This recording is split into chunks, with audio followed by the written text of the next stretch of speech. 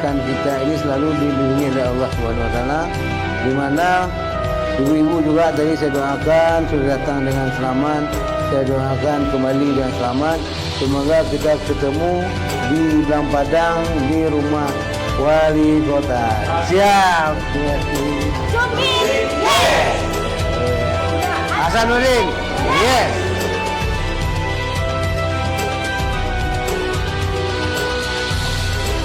Kami ingin bertanya, apakah ini sebuah deklarasi? Terima kasih pada rekan-rekan media. Hari ini adalah salah satu pernyataan kami. Semangat maju untuk sebagai calon wali kota Banda Aceh. Ini hari ini adalah persijuk tempat tim pemenangan Hasanuddin sebagai calon wali kota Banda Aceh, Pak. Kalau deklarasi, yang dikatakan deklarasi itu ada apabila ada sesuatu yang kita pegang. Tapi hari ini boleh dikatakan deklarasi terus maju tanpa mundur.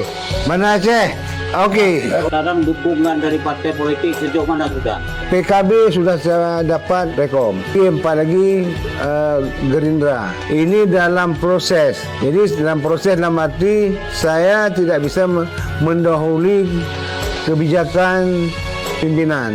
Saya kader Gerindra.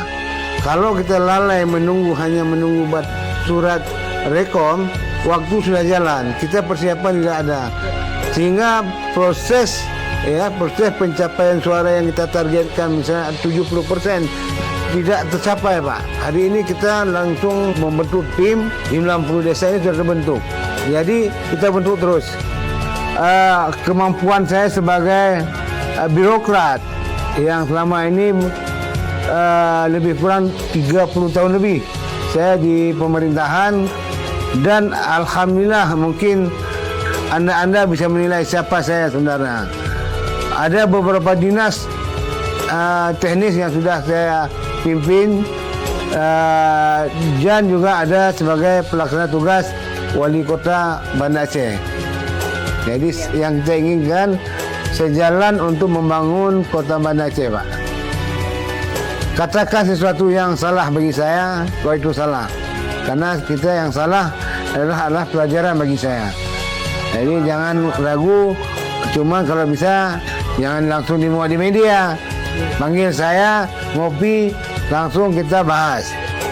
Itu lebih sempurna daripada kita sampaikan ke media langsung, masyarakat membaca, mendengar, tapi pada saat kita pembenaran tidak pernah diikuti lagi, sehingga dia pegang yang salah. Hasanuddin, yes.